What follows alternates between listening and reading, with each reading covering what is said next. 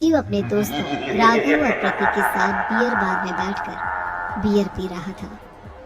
संजीव आज बहुत खुश लग रहा था। अरे यार, आज की पार्टी में तो मजा आ गया। तुम दोनों दोस्तों के साथ तो मेरी जिंदगी इतनी अच्छी है कि क्या बताऊं कितनी अच्छी है। अरे भाई, अब दोस्ती की है तो जीना मरना सब साथ में। हाँ अरे अरे यार सुनो, जल्दी से एक बियर और ऑर्डर करते हैं ना, एक आखिरी, और उसके बाद ये जश्न यही खत्म हो जाएगा। अरे हाँ हाँ क्यों नहीं। वेटर, जल्दी से 2 बियर की बोतल लेकर आओ। आज मेरे दोस्तों को जश्न मनाना है, क्यों? इतने में वहां पर एक बहुत सुंदर लड़की छोटे छोटे कपड़े पहनकर हाथ में बियर की बोतल लेकर इसके पास आती है। लीजिए, आपने बियर ऑर्डर की थी ना, मैं लेकर आ गई।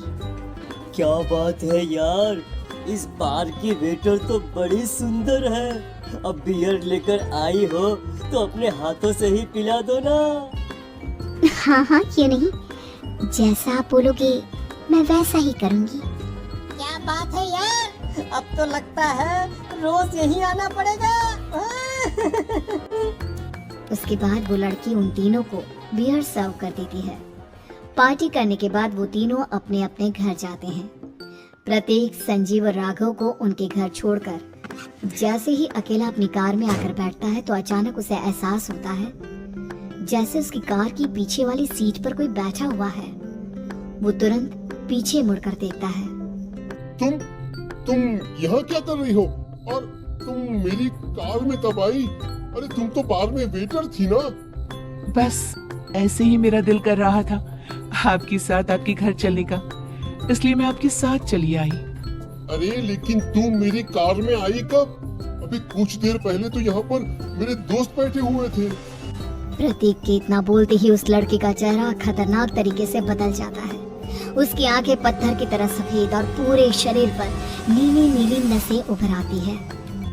गाड़ी चलाओ, पूरी स्पीड में चलाओ, और अगर तुमने गाड़ी रोकने की कोशिश भी की तो मुझसे बुरा कोई नहीं होगा।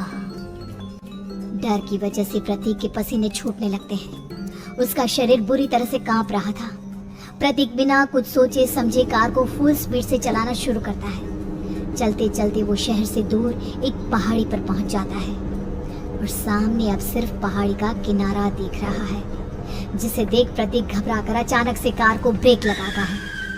देखो देखो देखो देखो, मुझे छोड़ दो मुझे। अगर मैंने गाड़ी जरा सी भी आगे बढ़ाई तो हम दोनों नीचे गिरकर मर जाएंगे। ये तो तुम्हें पहले सोचना चाहिए था ना। अब कुछ नहीं हो सकता।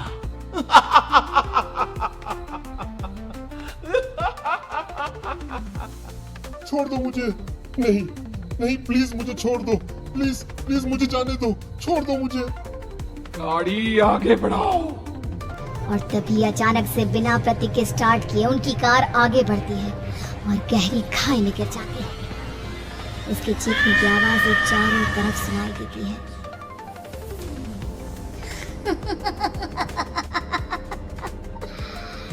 तुझे मारकर मेरे कलेजे में जल रही आग को थोड़ी शांति तो मिल गई, लेकिन अभी ये कहानी खत्म नहीं हुई।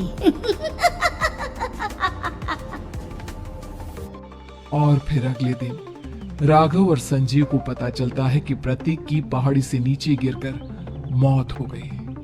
अरे कल रात की तो बात है यार, हम सब बैठकर पार्टी कर रहे थे, लेकिन मेरी एक बात समझ में नहीं आ रही। राघव शहर से इतना बाहर उस पहाड़ी पर इतनी रात को क्या करने गया था? अरे यार, वही सोचकर तो मैं भी परेशान हूँ। हम दोनों को छोड़ने के बाद तो वो सीधा अपने घर जाने वाला था, और वो आत्महत्या क्यों करेगा भाई?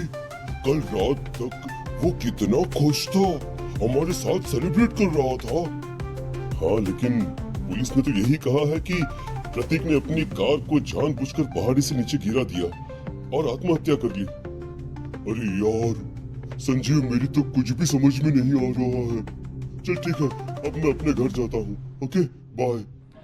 राघव अपने घर में अकेला था दोपहर का वक्त था। तभी दरवाजे की घंटी बजी। कौन है? अरे 1 मिनट रुको, अभी आता हूँ। राघव ने जैसे ही दरवाजा खोला उसने देखा कि सामने एक बहुत खूबसूरत लड़की खड़ी हुई है। कौन है आप और यहाँ किससे मिलने आई हैं? देखिए ना, बाहर बारिश शुरू हो गई थी, मेरी गाड़ी खराब हो गई है। आपका घर नजर आया तो सोचा कुछ हेल्प ले लेती हूँ। क्यों नहीं, आइए ना, आइए आइए। मेरे कपड़े पूरे भीग चुके हैं, क्या आपके पास टॉवल मिलेगा प्लीज? राघव अपने बाथरूम से एक टॉवल लाकर उस लड़की को देता है। थैंक यू सो मच, अब मैं चलती हूँ। अरे इतनी क्या जल्दी है? आप चाहे तो बारिश रुकने तक यहाँ पर रुक सकती हैं। हाँ। लड़की ने पलटकर राघव की तरफ देखा। नहीं, मुझे जाना होगा, मेरा काम बाकी है। और वो वहां से चली गई। उस लड़की के जाने के बाद राघव अपने बाथरूम में नहाने के लिए गया और जैसे ही उसने बाथरूम में देखा तो उसका टॉवल वहीं पर लटका हुआ था। उसने टॉवल हाथ में लिया तो देखा कि उसका पूरा टॉवल खून के धब्बों से सना हुआ है। अरे अरे ये क्या? ये टॉवेल तो मैंने उस लड़की को दे दिया था। ये वापस मेरे बाथरूम में कैसे आ गया? और इस पर ये खून के धब्बे कहाँ से आ गए? राघव ने आईने में देखा तो उसकी गर्दन पर एक बड़ा सा चाकू का कट लगा हुआ था जिससे खून बह रहा था, जिसे देख राघव के होश उड़ गए।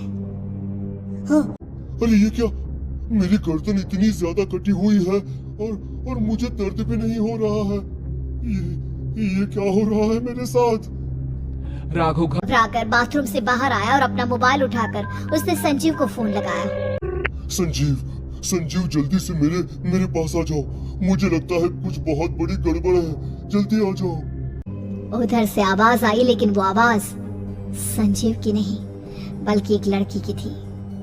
कुछ अजीब नहीं हुआ है, बस तुम्हारी मौत तुमसे मिलने आई थी और तुम्हें मार कर चली गई। अब तुम इस दुनिया का हिस्सा नहीं हो राघव, इसलिए तुम्हें अपनी गर्दन के कटने का दर्द भी महसूस नहीं हो रहा।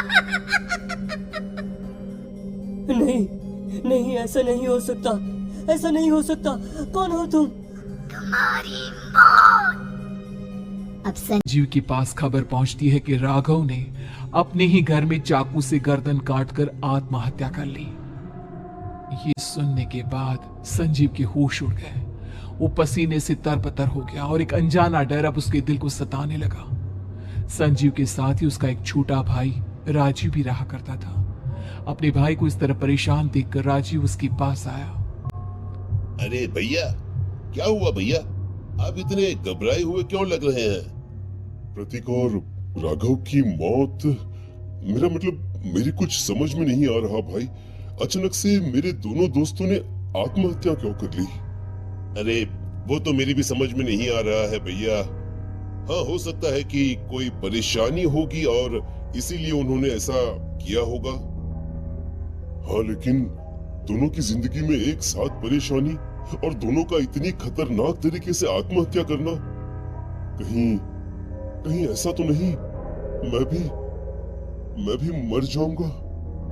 अरे आप ऐसी बातें क्यों कर रहे हैं भैया? वैसे ही मैं इतना परेशान हूँ। जब से अंजलि ने मेरा साथ छोड़ा है तब से सब कुछ बहुत अजीब सा हो गया है। रोज रात को डरावने सपने आते हैं। ऐसा लगता है जैसे अंजलि बार बार मेरे सपनों में आकर मुझे डराने की कोशिश करती है। अंजलि का नाम सुनते ही संजीव की आंखें फट गई और उसके गले में आवाज अटक गई। उसके चेहरे पर घबराहट साफ नजर आ रही थी। कौन थी वो लड़की जिसने प्रतीक और राघव को आत्महत्या की आड़ में मौत की घाट उतार दिया?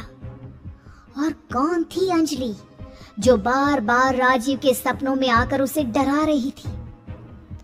अंजलि का नाम सुनकर संजीव इतना घबरा क्यों गया? इन सवालों के जवाब जानने के लिए देखिए इस खतरनाक कहानी का अगला भाग।